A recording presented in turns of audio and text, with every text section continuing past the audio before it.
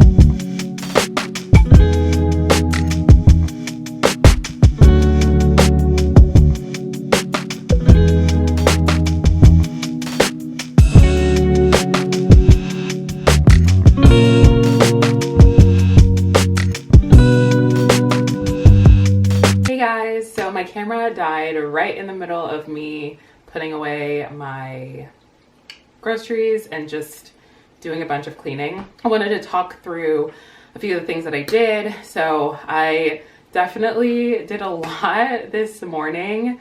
Started at around like right at 10 and I ended just now. So it was like 3.5 hours of groceries and cleaning, and I took a shower and I feel great. I have a lot of work to do, but I'm looking forward to it because it's something that I'm really passionate about that I will announce soon. But anyways, I wanted to walk you through what I actually did so you can see it. So let's take you over. All right, so in my room, let's go through. In my room, when I clean, I like to disinfect all of the surfaces. So all of my surfaces include my ladder bookshelf, and then my vanity, and then my desk and my nightstand. Then I do the mirrors, so my vanity mirror, and then this mirror, the really big one. And then, like I said yesterday, I did my sheets, so I washed my sheets, so that took a lot off of my plate for today. And then I mopped the hardwood floor, so I swept and mopped it. And yes, some of the things I got at Target, like I mentioned earlier, is this vanilla bean candle. It smells really, really good. And I got more flowers. Flowers are something that's really important to me. So I got roses right here. They're so gorge.